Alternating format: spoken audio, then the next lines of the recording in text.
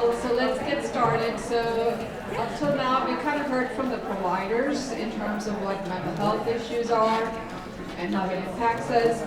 Now we're going to hear from the folks who have actually experienced it or have lived it. So this is going to be a panel discussion with Terry Hazlett. Terry, raise your arm. I know everybody knows you. Yes, Miss Terry. Terry, if you don't already know, she is the EMS director here in Hereford. And then next to her is Saul Torres, and he is a survivor of a family member with suicide. And then we have Leslie Garcia, and she has her lived experience in addiction, and she's also recently certified as a recovery coach. So I'm going to turn this over to Terry to moderate the panel. But, as you're listening to them speak and share their experiences, if you have any questions, you can put them on the note cards, or you can raise your hand, and then we'll call on you and answer. Good afternoon, everybody. It's kind of hard following Maud. I'm kind of intimidated now. I'm also a mover. However, today they asked that I stay seated, so you may or may not be able to see me. So I would like to welcome everybody and thank everybody for attending today, and I hope that we call this the first annual Symposium on Mental Health and Crisis Intervention, however we name it. I would personally extend a thank you for everybody coming. So everybody give yourself a hand. Today we'll have some discussion on some topics that are not very comfortable to talk about. And today we have Leslie Garcia, who is a recovery support peer specialist. And then we've got Salvador Torres, who is a father who has had a tragic event in his life. He has lost a child to teenage suicide, and he will be able to tell us a little bit about his experiences, and both of them tell us a little bit about their experience, about what help there is in the rural communities, what disparities may have been, such as accessing help through mental health issues, through recovery issues, through just gaining support throughout the community. And so, Leslie,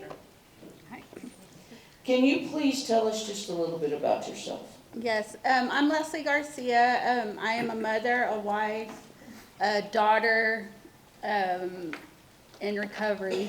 I fell into a depression time in my life and ended up on drugs, and just in that crisis that Ma talked about, and lost control of myself.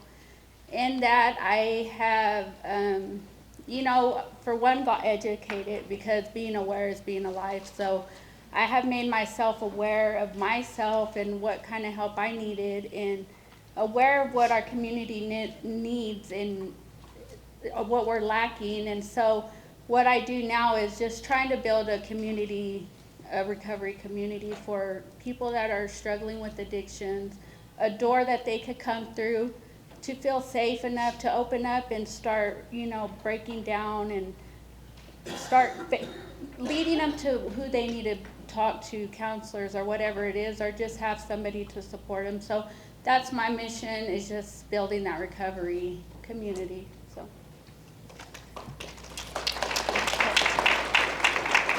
Thank you, Leslie. I know that it's hard to talk about yourself, especially in front of a large group, so thank you. Yeah. This is Salvador Torres. Sal, can you tell us just a little about yourself? I'm Salvador Torres, founder of the You Do Matter Suicide Awareness here in Hereford. I lost my daughter to suicide February of 2020, 4 years ago. And that's why I'm here. Try to spread the awareness of suicide, because it is serious. And you don't understand how serious it is until it happens, and to your family. And that's what I'm doing, just trying to spread the word. Thank you, Sal. Thank you. You okay? Yeah. Leslie, Yeah. What drew you into doing the work that you are currently doing? So it's just whenever I was coming out of my addiction, I had a CPS case that I had to end up going to outpatient treatment. I would have to travel out to Amarillo 3 to 4 times out of the week, so we didn't have no type of outpatient treatment going on here. I was able to meet with Pace once a month, which she was the counselor that I was dealing with. So actually, whenever I finished my CPS case, he's the one that actually suggested, like, have you ever thought about being, a recovery coach? And I was just like, that would be neat. And so when I went through the training of being a recovery coach, it talked about the ACEs, it talked about trauma, what it looked like. It's something I never even heard of, because I think in small areas, especially with Hispanic families, I don't know, maybe all families, I don't know, we don't sit around and talk about trauma, and, that's just stuff I don't think we're very educated on.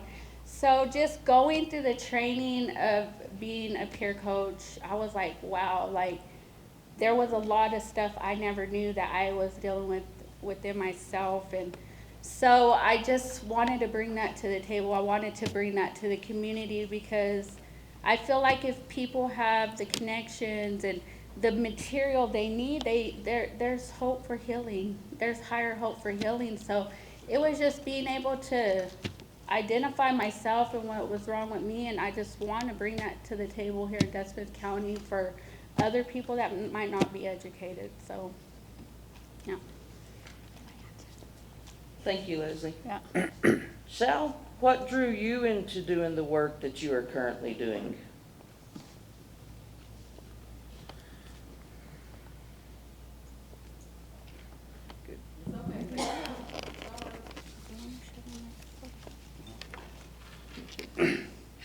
Losing my daughter to suicide is, it's hard. It's real hard. It's just not hearing about the awareness that's out there is kind of why I'm doing what I'm doing, to try to bring this awareness out. You hardly hear about it. You hardly hear about people speaking about suicide, and it's happened. It's happened to me, and I don't want it for it to happen to anybody else. It's sad and it hurts bad. It's been 4 years already, and it's still like if it was yesterday. And anytime, ever since then, since her passing, I hear a lot about it. There's a lot of people that I know that has lost people to it that I didn't know of. And with me being out there speaking about it, to me, I think it just helps me. It helps me stay strong in this and just to keep going and keep bringing the awareness out, And that's why I do what I do, to let Nanny know that her dad is here speaking about it, trying to bring the awareness here. Thank you, sir. Leslie, is there a lack of understanding or a stigma as a reason or as a person in recovery from addiction? I think at the beginning of recovery, there's a big stigma, right? Because you've already, especially in small communities, everybody knows your business around here. It doesn't take long to figure out your business. So I think, I understand there's probably trust issues. We have the criminal justice system. We have, different resources that come in, and y'all see daily people that are just struggling, and it's kind of like, oh, here she is again. Here comes another one. Like, here we go. Wait, and I understand there is stigma, because you never know, like, what, if this person's being serious, you get that at the beginning. I think the longer you stay in recovery, the stronger, further down the road, it's not as bad. Especially like if you do try to help like in the community or be more part of the community, just trying to get yourself out there back into the community, that helps. But stigma at the beginning, it is there. I mean, everybody knows your business in a small town, so yeah, it's there for sure. So Thank you. Thank you. Do you think the smaller community helped you keep yourself more accountable? Because everybody said, know your business? Or did it I mean, I think accountability is gonna happen whether you want it. It's not really how people really look. That's something like for change, it's something you have to want yourself. I think sometimes it could push you to be like, not give a crap type of attitude, like for, you know, it just depends. It really depends, I guess, who you are, because everybody's different. For me, it was more like, I'm gonna prove these people wrong, because they were like, oh, you're not gonna get clean. I'm like, you don't know me. You didn't know me before I got into my addiction. I used to be mother, teacher, parent of the classroom, or whatever you call it, and coaching, you know.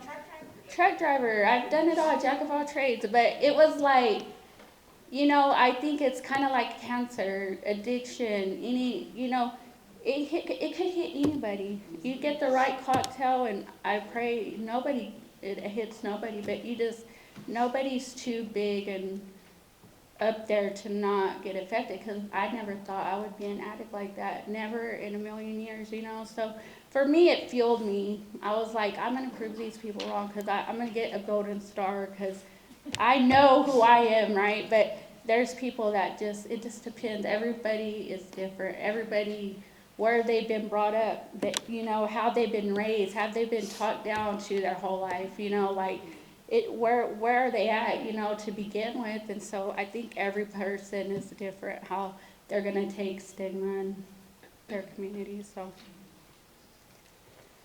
yeah. Thank you, Leslie. Thank you for the question. So, what has been the most helpful to you in your healing journey?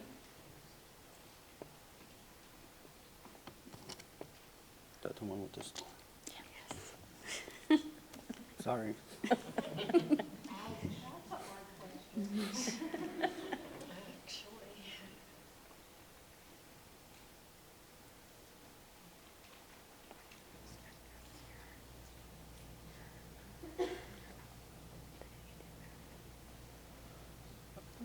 I think bringing out suicide awareness and to let everybody know that suicide is a problem.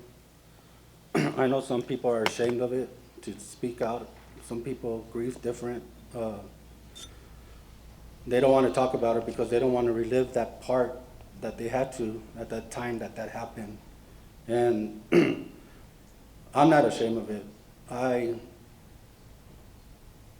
mean, I want to bring it out because I want people to know my story or what happened, because without me telling my story, you know, I'm not gonna bring out the awareness to suicide here in Hereford, and that's what I want. I want everybody to know and not be ashamed of it. Come out and talk about it. Let everybody know your story. You know, it's hard. It's hard when you lose somebody to it. It's really hard, and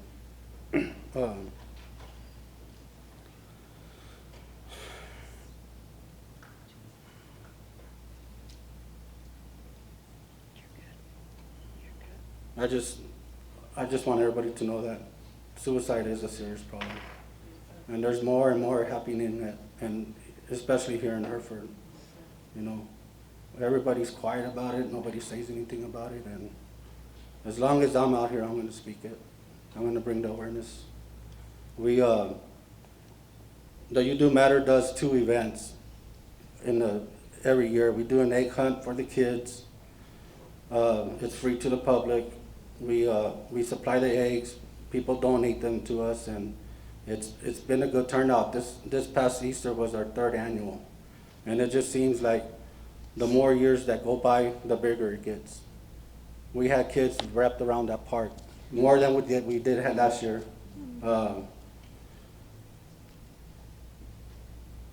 Our main event is in September.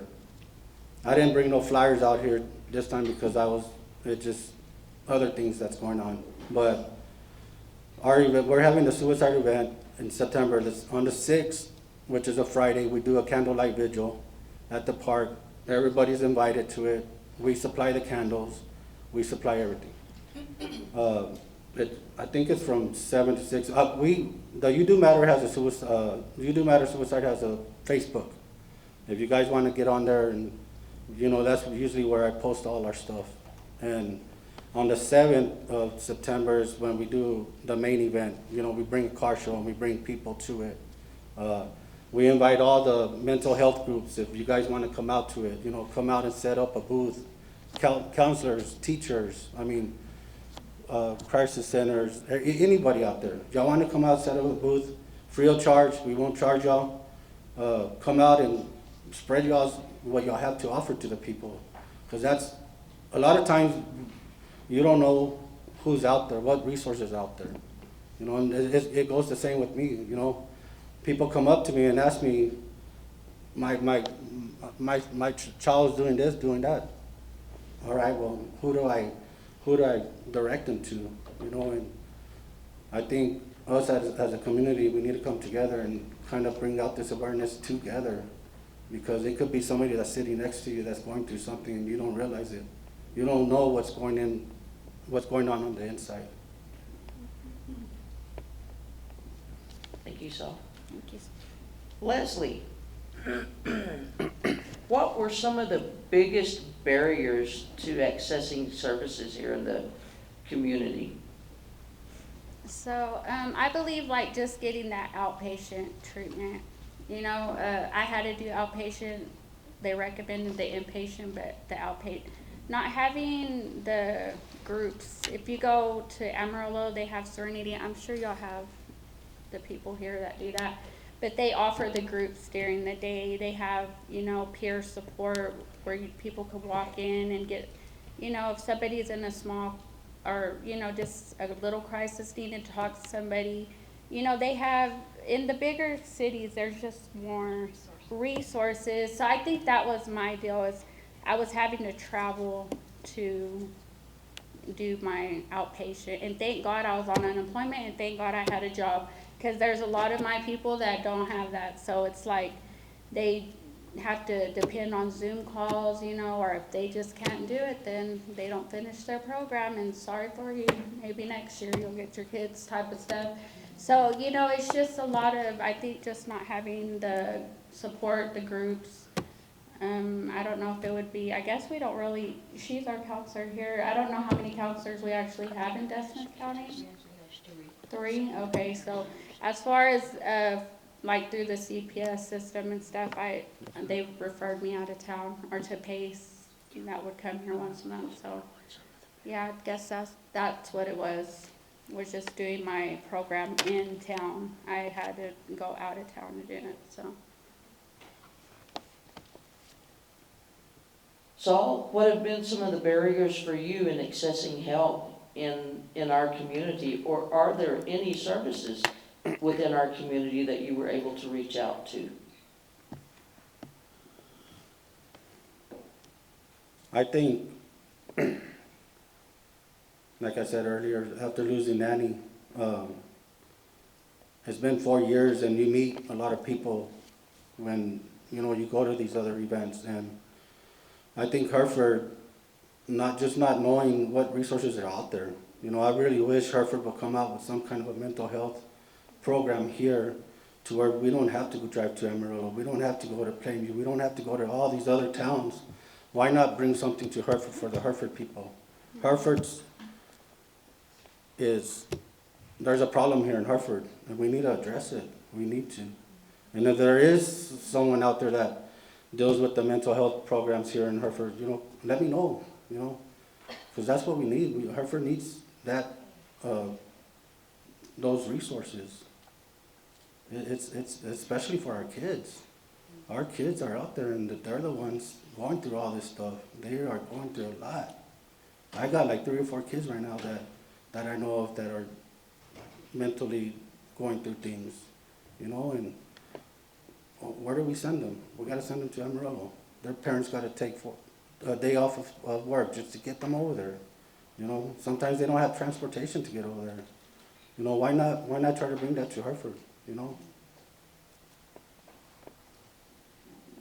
You mentioned transportation, Saul. Have some of these families that you know of, or these people that you know of, are they experiencing financial difficulties as well through insurance, or having to pay for things up front, mental counseling, things like that the community could possibly help? with or through insurance or anything like that? Yeah, I think so. You know, I think just financially, you know, just taking a day off of work, you know, because, you know, a lot of us live check by check. You know, we can't afford to, I mean, it's sad to say it like that, but, you know, when you miss a day of work and then have to go to Amarillo, and then you know, and then just depending on what the case is, are you gonna have to take them the next day? Are you gonna have to take them the following a week or whatever? So I think financially, I think it's a big problem. You know, I know there's a lot of insurances out there that will cover, you know, this stuff, but it's just having to go to Amarillo for all this. I mean, why not bring it to Hereford, you know? That's just my thought on it, you know, just, you know, especially like when something like this happens, like even for the families, like who can the families go to just to get that support where, when they're going through something? I know the Samaritan hospice, you know, I just barely found out today that they kind of go out there and grieve the families when they're going through this stuff, and I just want more things here in Hereford if we could do it. Thank you. Leslie, we're back to you again. Okay. I know how you like to talk. Yeah.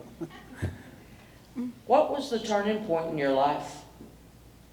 So my turning point was when I was sitting at my house with no kids, no husband, really nobody but myself. I couldn't blame nobody, regardless of whatever happened in my life. I was in my home by myself, so it was just having to take the accountability and like me playing victim, me like just, you know, this is my time, I'm gonna do me type of attitude. All that wasn't worth that empty feeling that I was in that moment. Like I was like, what am I doing? So it was just really getting to a lonely, depressed, ugly place, you know. I was like, I gotta crawl out of this. And it wasn't easy. It didn't happen overnight, I'll tell you that, because it took me 8 months to get my kids, or maybe even more, I don't know, but it was not easy. You know, I still had my habit of thinking of, you know, I still wanted to numb myself with marijuana. I still was trying to, you know, bandage something until I fully just had to give it all up and lift it up. So, I mean, it was just really having to get through that darkness and allow it to tear me apart. I think going to see my kids every week at CPS, that killed me every single time. But I did it because I had to feel that to get strength to be able to crawl out of that. So that was my turning point. So Alden, what has been a turning point for you? I think after Nanny passed, after she passed, like 2 weeks later, that's when COVID hit, and they shut everything down. It gave me enough time to grieve and to think about things that we go through in life and how it hurts, you know, especially when someone loses a life like that to suicide, and what's left behind, you know, the family that's left behind, you know, because we're the ones that are suffering from it.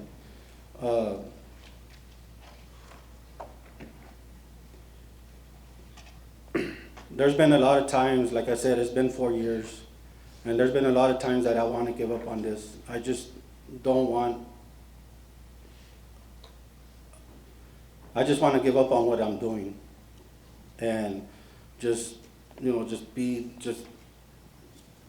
out there. But then when I'm thinking like that, I don't know why, but for some reason somebody always comes up to me and tells me how good of a job I've been doing to keep it up. And it keeps me going. It really keeps me going. And I think the more I do it, I think the more lives it will touch, you know, so I think that was my turning point as far as whenever Nanny passed away, is to keep it up, because, you know, if we don't do it, then who's gonna do it? Thank you, Saul. I think you're doing an excellent job. Thank you. You're doing a wonderful job.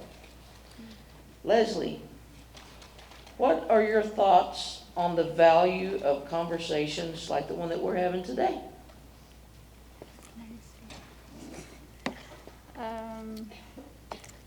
I think they're good. I think opening up shining light on certain areas is good, for the fact that, like, everybody will go on about their lives later, you know? We'll go back to our resources, we'll go back, and just to be, I feel like it does bring awareness of, like, we do need to come together as a community. We do need to learn how to, we gotta rely on each other. And I'm gonna say this just because I wanna say it, and I just wanna say it. Go ahead. But we could build a $6 million sportsplex, which is great. Believe me, I'm all about that. My kid is about it. He's a little star, but we can. That goes to show that our community can come together. We're capable, right? Because we could do this. And I feel like conversation like this, I hope it encourages, because I pray in 5 years from now that there's going to be those people that you thought were never going to change, and then people and I pray that their kids and them are thriving, and they're just not even thriving to the fullest, but just have a home and they're content, and there's healing in this county. In 5 years, I pray healing in this county. But it's going to take a community. It's not just one of us, all of us coming together. So these conversations are needed, definitely.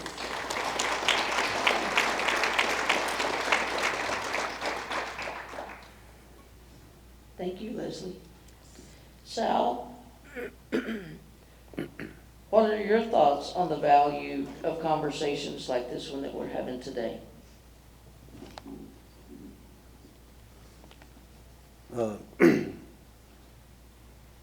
I think it's good to see all these mental health people here, these groups come together and, bring this to Hereford, and for everybody that has taken their time out of their schedule to come to this, to hear this.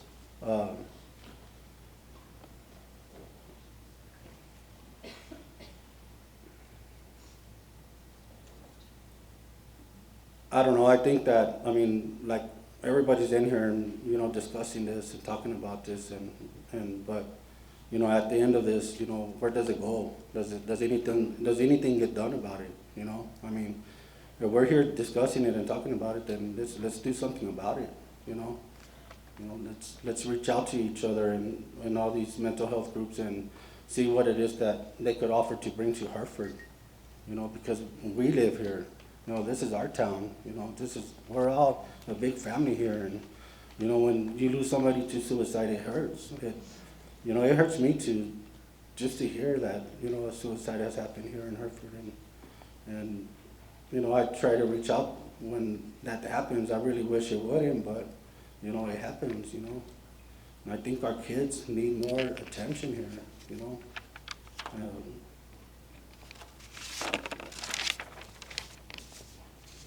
Saul, this is going to be kind of a hard question, and it's kind of not on this paper, okay? Can you give any of these people who have teenagers, young adults at home, it could be family member, whatever, any signs that you may have seen leading up, or anything that you think about now that you go, why didn't I see that?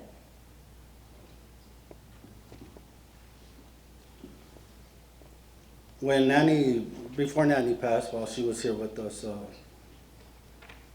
Nanny never gave me any signs that she was going through anything. So it's kind of hard to say. It's kind of hard to say that, because Nanny was my child. Dad, take me to the park. You know, she loved to be on the playground with her. You know, being 16 years old. You know, she would tell me to go take her and her friend to the store to buy a bag of chips and some drinks. I'll go take them and they'll play on the playground. You know, she never showed me any signs that she was going through anything. But when she did leave, you know, my mom came up to me and told me, "Mijo, you know, son, go through her room, see if there's anything in there," you know. And I told my mom, "No, I'm not gonna do that. I'm not a parent that goes through my kids' stuff, you know." Which I think I should have, but I didn't, you know, because I didn't think anything like that would happen, you know. And when I did go in her room after her not coming back, you know, I found an empty bag that had an empty rope bag laying right there on top of her trash can. I think I brought Nanny back home. She had left, you know, thinking, you know, us as parents thinking it's just a typical teenage deal that they go through. They want to sneak out of the house, you know. She was gone for 2-3 days, and when I finally found her, I brought her home and I talked to her, and I took her cell phone from her, and I took her to her room and I talked to her for a little bit, and I told her, "Nanny, I'll see you in the morning," you know. Later that night, I went into her room and, you know, just to check up on her, and she was sound asleep. So I let her be, and so that morning, I went into her room to tell her bye because I was going to work and that I would see her after school. Well, she was in the shower. So, and after that, I never saw Nanny again. It hurts because I wasn't able to tell my daughter bye, but, you know, at the same time, it's like, if I would have went into her room just to look to see if I could find anything, could it have changed anything? I don't know. Would I have been out there sooner than what I was to look for my daughter? Just the fact that I found that bag, that empty bag, you know, when I found that empty bag, that's when I started worrying a lot more. And my brother came up to me and he called me and he told me, "You know what, let's go look for Nanny." All right, let's go. So we were at my mom's house, and around 10 o'clock is whenever my ex-wife, which is her mom, called me and told me, "Get to the school. They got Nanny there. There's cops everywhere." I went to the school, drove around school, high school, didn't see no cops, didn't see no squad cars or anything out there. And I called her back and I told her, "Veronica, there's nobody here. There's nobody here. What are you talking about? Something's going on with Nanny. Get over there." And I told her, "There's nobody here. Veronica, what are you talking about?" And I went around the block, and Shirley, I know it by Shirley. I know there's another school there now, but I went out there and I seen two teachers looking out that double doors across the street, and I just kept driving like, where's these cop cars at, you know? And I didn't dawn on me to look to where they were looking at, the direction they were. So by the time I got back to the school is whenever they got me, and they stopped me and took me inside, and then by then I started getting text messages, condolences, you know, "Cousin, I'm sorry for your loss." And I'm like, what is going on, you know? And that's the worry. It hurts. I mean, I still remember all that up to this day. And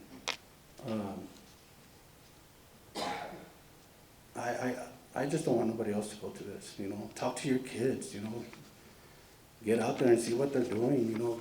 Keep them and, you know, hug them and tell them you love them and all this stuff. I mean, they're going through a lot, you know. They got a lot on there, especially with all the social media stuff, you know. I mean, their generation is different from ours, you know. We didn't have all this as we were growing up, you know. And that's just my story on, you know, when as far as with me losing my daughter, you know, I just want everybody to know that I'm here for y'all. If y'all, I don't have a title behind my name. I'm a parent that lost a kid to suicide, and if there's anything that You Do Matter could do to help y'all out, let us know, you know.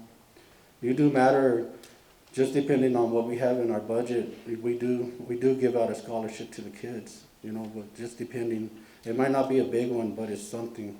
It's something that we give back, because that's what we're out there for. You know, we're out there to try to bring this awareness to Hereford, and if You Do Matter could do it, then we're gonna do it.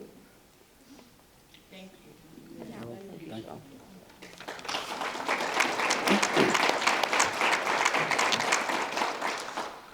Leslie, what is part of your journey that you want people to take away from today? Just that recovery is possible. Not to judge every person as a stereotype. I'm sorry, your story has me all emotional. I'm all crying. Dang, Saul. I wasn't supposed to get like this. Dang. Just that, you know, I know it's hard not to be, you know, stereotyping people, but not everybody is, every person is different. God has created every single person differently, so that we should be able to, like, treat them differently, have different, you know, care, how would I say that? Like, every treatment should be different per individual. So I would just, from what I want y'all to get out of this is, like, everybody, treat them all like who, as a person, not as a stereotype. Because people can recover. I recovered. I was in a very dark hole, and God got me out of it. And I'm just here to, I hope to show you hope for not just the people in addiction, that you can get out of addiction, but for, like, the law enforcement and other people, like, in the medical field, everywhere, that just because you're an addict, it's not lost. And I'm sure y'all know that, you know, but just not to give up. Just know that, just don't give up. I respect law enforcement, everything y'all do. I know it's a lot for y'all. The probation officers, you know, having to just, y'all are steady in these people's lives. So just, I know, just don't give up, and just keep doing y'all work, you know, so.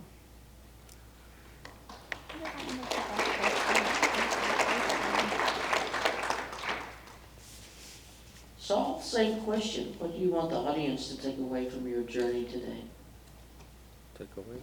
Yeah, what do you want them to remember about your story? That suicide is real. Don't ignore it. Spread the word. Spread the awareness of it. I know I see a lot of people here that I know. Well, I know several people here that I know for a fact that has lost somebody to suicide. And, you know, we need you guys to come out and speak about it. You know, give your story, give your testimony and all this stuff, because the more people we have to come out and talk about this, the more the word gets out there. You know, it doesn't just take one person. You know, if I could touch one person, I think that's enough. No. But with all of us talking about it and spreading the word on it, you know, we all got to work together in this, because it's real. It's real. You know, and I know there's people. I know some that are survivors, you know, of it. You know, and I think just with us all coming together and just let's just spread the word on it. You know, that's. Well, thank you, you two. If anybody out in the audience today is experiencing any kind of mental health problems, thinking about suicide, thinking about hurting yourself, please reach out to somebody today. Don't wait until tomorrow. Don't wait until the next day. There are plenty of people here who are willing to help you and willing to reach out and or get you some help. So please speak up before it's too late. That's all that I ask. As an EMS perspective, running on attempted suicides that have been completed, it's an awful thing to relate to a parent, to a loved one. It's something that we don't enjoy. And I wish that we could put an end to it. I don't know that we can, but hopefully coming together, we can reduce the numbers that are in this community, because it is a significant problem. And we need to curtail that as soon as we can, if we can. So I'm gonna open up the mic to the floor. If you have any questions, please feel free to ask. Yes, sir. So Terry, Hold on just a second. My little body's got to get to you.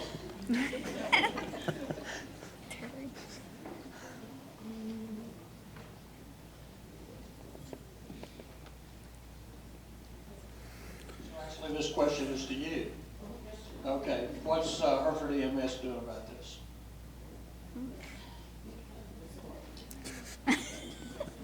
Answer? So Hereford EMS has a program. It's called the Community Paramedicine Program that we award-winning community paramedicine program that we started approximately 2 years ago. And with this program, we were able to obtain a grant that is really based off of disparities within the community. And our job is to follow everybody who is discharged from the hospital to make sure that they stay at home and they receive the care that they can while maintaining a good, healthy relationship at home. So if you need medications filled, we call your physician and we get those filled. If you have transportation issues, we go out, we arrange transportation. If you need Meals on Wheels, or if you need to gain access to the food pantry, we help arrange that. We also, I'm the backup moderator for today. I'm not the original. Esmeralda Florez, who is our social worker through the hospital, was actually supposed to be here. However, she had an emergency with her family and she needs to be there. But she goes out with me, and she was just kind of recruited one day to go out with me and actually to interpret. And through the interpretation, we found out that social disparities are a huge problem in our community. And so we're now, with MAUD coming into our community, we're trying to incorporate a whole mental health care thing. I don't even know what we can call it yet, that we can go out into the communities and identify a little bit more people and come together as a community and help one another. And through that, obviously we need funding. Hopefully we can come across some grants and get that done. But as of right now, our grant expires at the end of May for our community paramedicine program. I hope that it's extended for another year to allow us to do it. We're still going to continue to do it. However, it makes it a little bit easier when we don't have to rely on the hospital as much. We have 2 vehicles that were provided by the state that we utilize, as well as our ambulances. And so that's what we do in a nutshell. Yes.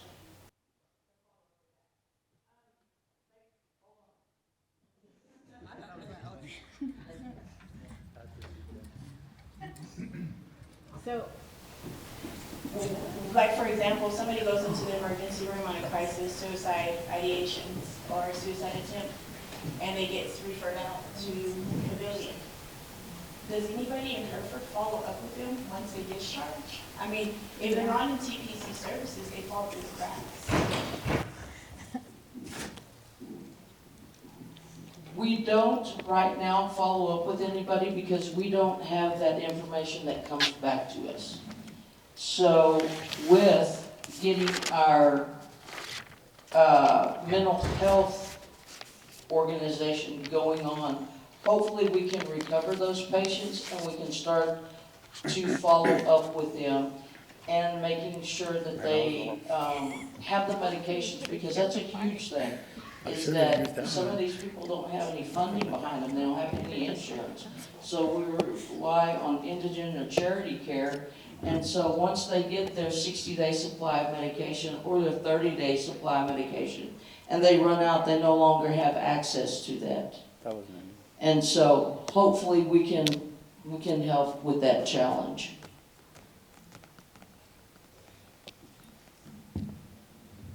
So I want to interject real quick and let you know the state of American healthcare. We spend 20% of every dollar in the United States on healthcare. That's disgusting, okay? We don't get quality. The problem is that's not what healthcare institutions are paid for. And so there was a big study years ago out of the state of Pennsylvania, and it showed that the two most important determinants in your health, okay, if you want to write anything down today, write this down. There are two things that determine healthcare in our country. One is zip code, and two is your credit score. If you live in a nice neighborhood and you got money in the bank, you're healthy. If you don't, you're not. That's disgusting when we spend $1.4 trillion a year on healthcare, and we learn that it's wasted. You're breaking my skin. And so one of the things Terry mentioned is we put together we call it the Des Smith County Mental Health Initiative, this group together because we need to solve the problem locally. It's not coming down from the federal government and it's not coming from the state. It's coming from here. And so everybody plays a role. We're having these meetings and Sal is having car shows. And you go, what a disconnect between the hospital and the community when community members are doing things that the hospital's not involved in. And that's not okay. And so we decided we'd sit down at the table, get everybody in one group and say, hey, let's come up with a plan. We got people that are doing things. We got peer recovery specialists. We have a lot of things going on in our community that we're just not connected. And so we want to connect. And the one thing, and I'm not from Hereford, I love Hereford. I love the people in West Texas, okay? Friona, Dimmitt, Amarillo, wonderful people. But the biggest thing that we do is we make a difference. And that's what our community paramedic program is all about. The hospital doesn't get paid for a lot of this stuff. It's hard because without funding, things are not sustainable. But we have community members that are doing it without the money. And so it's time to make a difference in our community. So that's what it's all about. Yeah.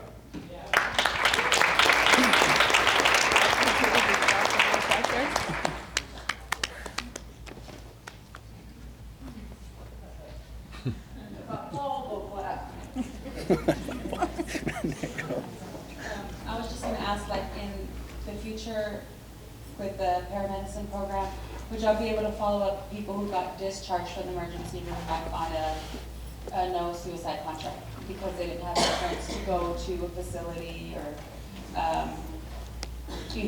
like, there's no beds available because they don't have the insurance. So would y'all be able to start following up? That way we make sure that they did follow up later on with the resources and stuff like that later, because I know that happens a lot. Well, right now, it's very new to us. It's in its baby state. And so we're just now trying to develop criteria, what we can, what we cannot do, because it's not just going out and following up. We need to make sure that everybody is safe. And so we're just now trying to implement a new part of this in through there. And so we'll work through it, and hopefully we can get everybody seen that needs to be seen.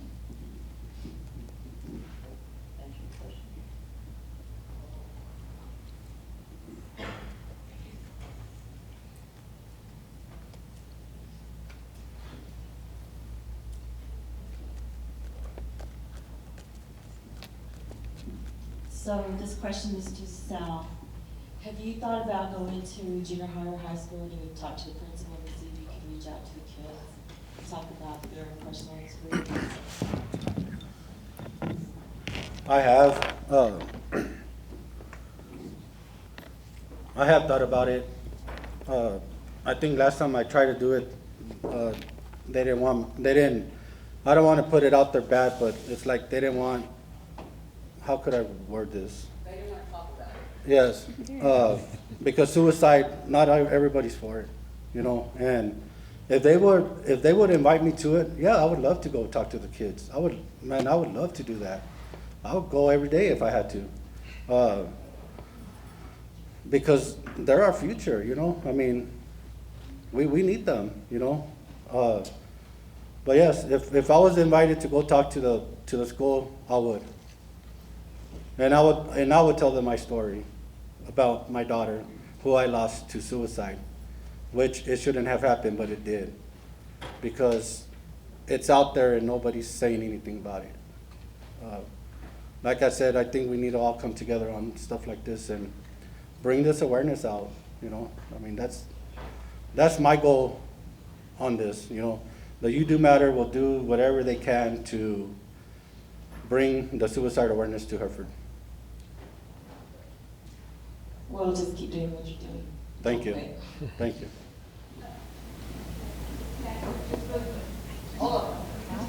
What do you think or recommend that the community do to maybe push junior high and high school to open the doors for you to come in?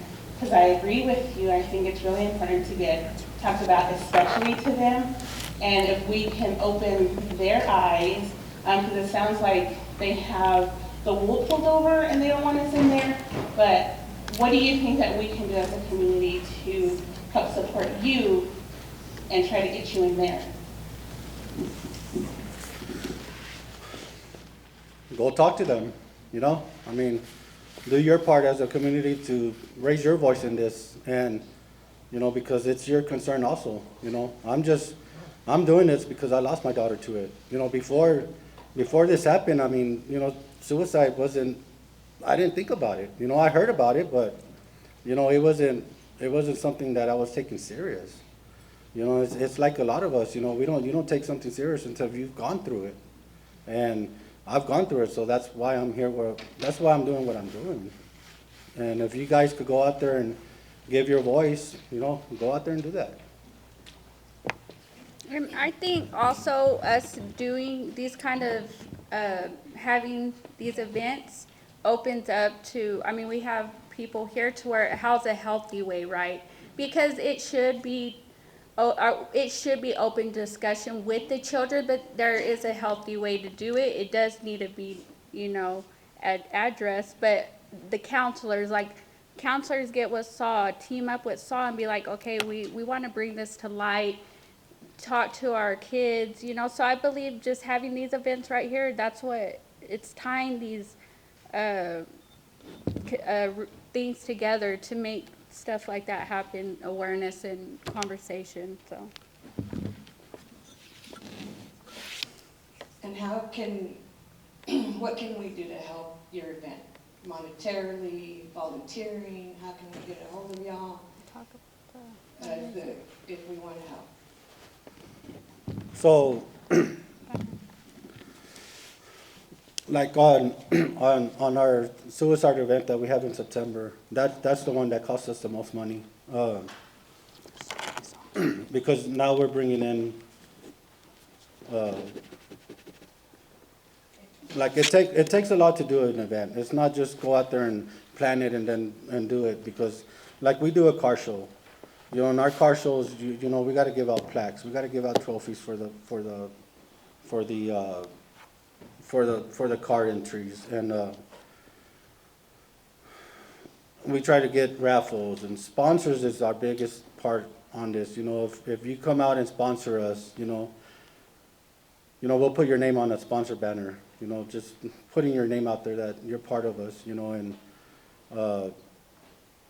you know, just come out and support us. You know, come out to these events. You know, just come and, I mean, a car show ain't for anybody, but, you know, we do it to try to attract people to it. But if y'all do want to help out, you know, our information's on the You Do Matter Suicide on Facebook. We are going to make, this coming week, I'll make the flyer, our original flyer. I still got to get a little bit more information to put on that for what we're going to do. I think it's getting bigger as the years go by, but I think with the support of the community, come out to these, you know, I mean, that's what I want. You know, I want to see everybody there at these events, because, you know, if you don't go out there, then who's gonna go? You know, we got a lot of people that come from Amarillo to these events, and, You know, they drive 45 miles to get over here, you know, got to drive another 45 miles to get back home. And they're here all day, you know, there's nowhere for them to go get out of the sun for a couple of hours, you know, and here we are that we're here in Hereford, and we don't go to these events, you know, show up to them, you know, even if it's 20, 30 minutes, you know, go look to see what it is, you know, that what we have out there. But as far as that, Hilda, I think just the sponsorship, the donations and all that stuff to help us make these events. Whatever money comes in, we use it for the following events. You know, like I said earlier, we do give out a scholarship. It might not be a real big one, but if whatever's in there, we do give some of it out to a graduating student of Hereford High School. And then, right now, we're actually started a fundraiser. We're doing a Grand in Your Hand. So we have some slots that need to be filled. Even if you are able to fill a slot, as soon as we get these slots filled, we're gonna do the raffle. So we're doing a Grand in Your Hand, just trying to get an early start on the cost of this event, so.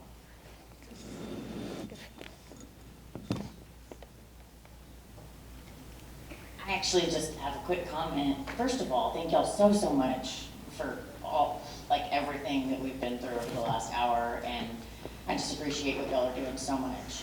The other thing I wanted to share with everyone here is that for years and years, I did presentations on all kinds of topics that are hush, hush, no, that does not happen here, right? And I would do it for crowds of 500-600 students, right? And people would always be like, how on earth did you get in there? How did you get the opportunity to present this highly sensitive information to Texas children?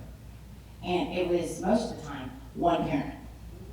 Most of the time, it was one or two parents who went directly to the school board or directly to the principal. So you have the power in your hands right now. And literally, that's all it takes. So all my presentations were called Teens, Sex, and the Law. Okay? And I did presentations on bullying and non-suicidal self-injury and suicide, and I mean, they were like, can you fit all that in 45 minutes? And I was like, we will try. We're going to try. But anyway, long story short, you have that power in your hands. One parent, one teacher. But it comes more important from those parents. Yes. Because you're the ones with those students in those classrooms. So you can take action today by shooting your school board member or your principal an email from your professional email. Right? Or not, from your Gmail. You're a parent, and that's the only qualification that you need.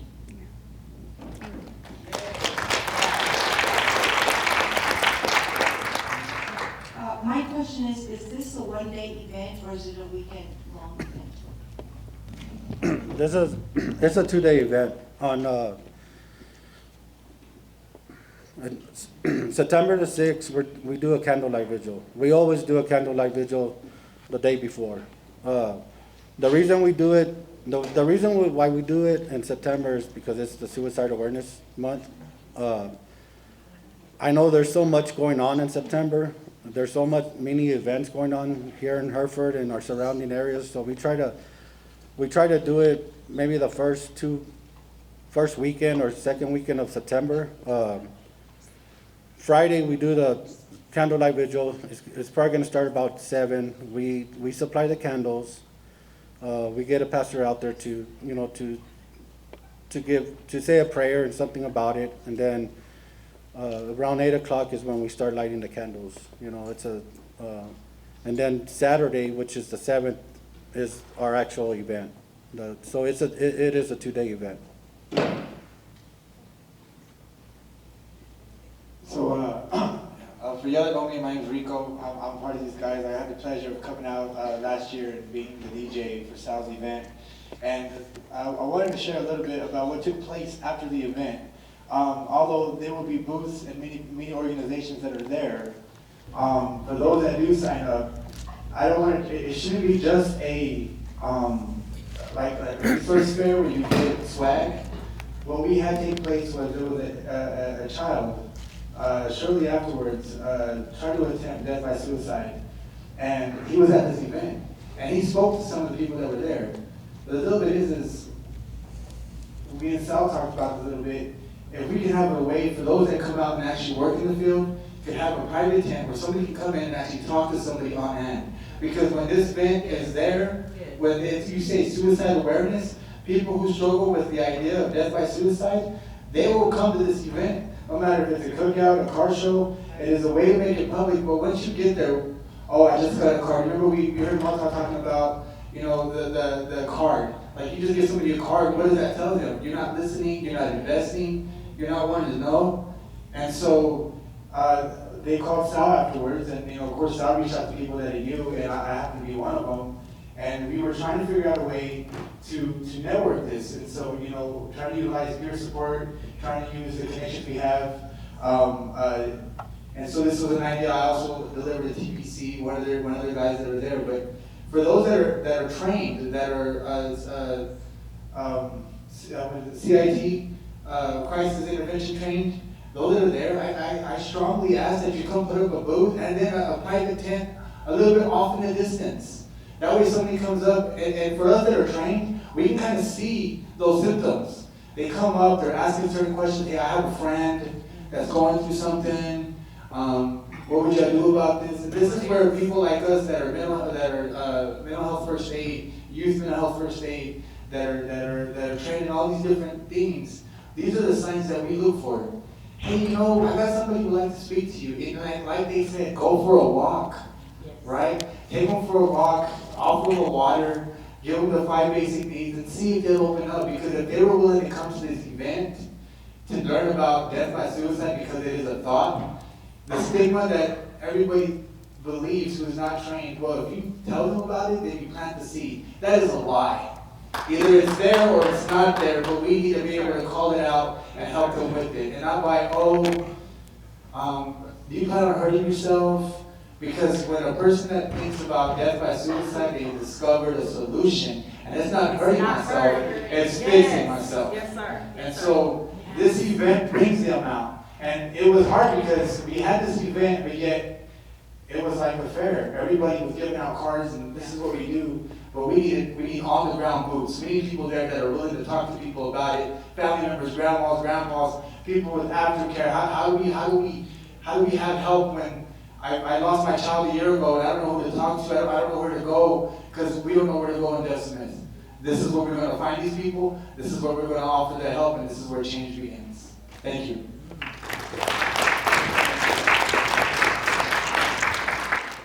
Any more? Hold on. It always has to be across the room.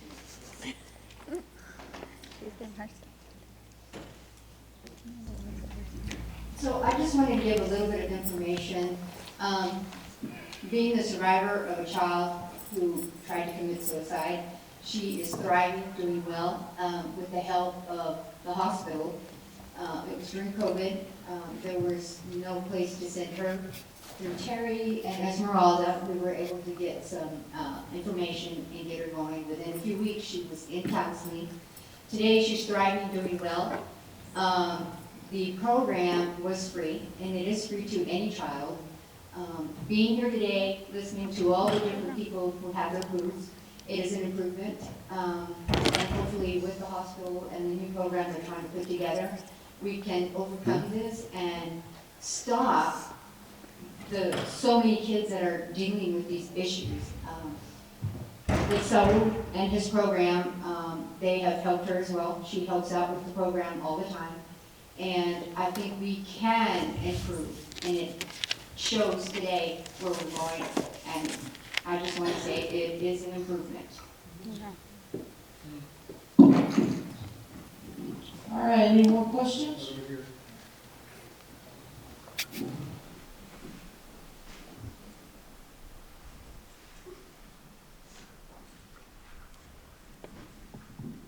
As a current student of Hereford High School, is there more that we can do to help you and your program? I think that would be good for y'all to come and be part of, right? Oh, sorry. I like to yell. No, but I think that would be great if y'all have students, because y'all are the eyes in the schools, right? Y'all are the ones that are in those halls. Y'all are the ones that see And, you know, even being brave enough to, you know, reach out. Like, if anything, we need to connect with y'all so y'all can know who do we turn to for certain, like, seriously, who could I talk to get help? Because y'all see more than what adults see. So just coming out and just being part and hanging out, you know, Helping out with the event. I think it encourages other kids, right? Because there's a movement. When they see other kids doing it, well, hey, we want to go too. So, you know, just start a movement there and of encouraging them just to be part of a community event, you know? And we do have kids, not a lot of kids, but we do have several kids that do help out with this, with our events, you know? We will put you somewhere to help us out. I mean, put you at a table where we're selling shirts or bracelets or whatever it is that we need. I mean, we'll put you out somewhere. Come out to these, and because that's what we want. We want your kids, we want you guys, your students, come to these events. Yeah. Is there anyone here from the high school or anyone from Hereford ISD? My understanding is that there was a Hope Squad.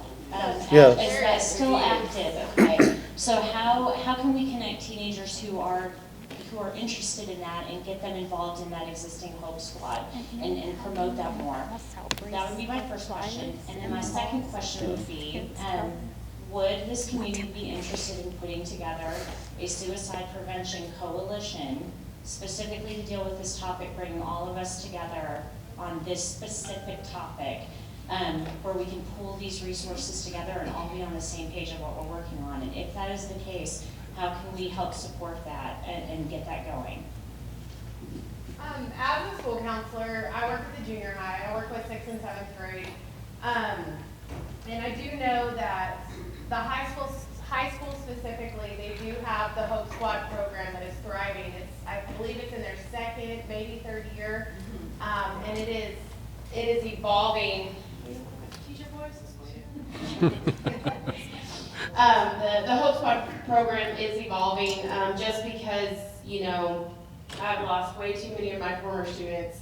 And so I think that we as a district knew that this is something, and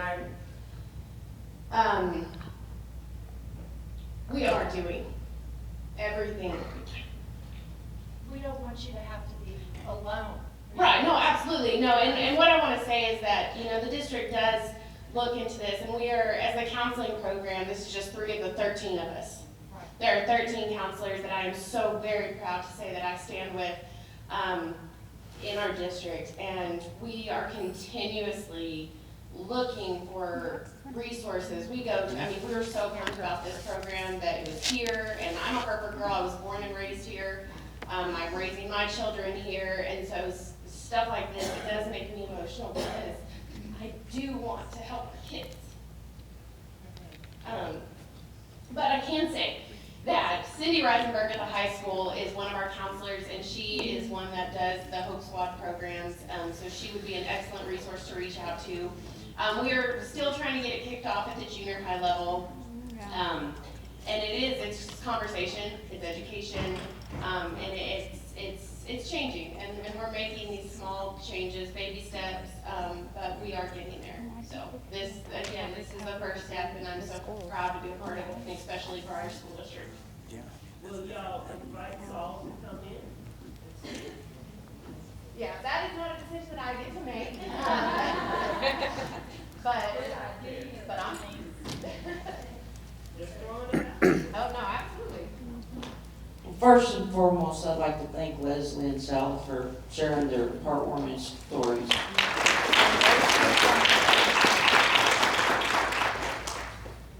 Last question, because we got to get out of here. Yeah, you got it. This actually isn't a question. I'm Amanda Hardy. I live 211 Texas, United Bank. So I get calls every day from the whole state of Texas, but we're skewed to get them from the top 26 counties. I get calls from North County all the time, but we can't give resources if we don't know that resources are available for you to go to.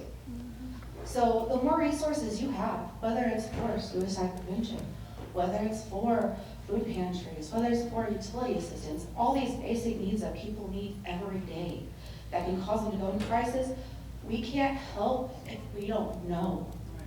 You all need to be willing to help us by sharing. Whether if it is contacting our community, if you see us out there, getting in touch with United Way to help share with us, or taking my information so we can get it into our database. That way we can give to you guys. And also, mental health first aid. We have these programs, and they're even available to our students. That helps us be able to focus on those programs so they can help within their peers, hands-on. It's taking those steps to help each other. Yeah.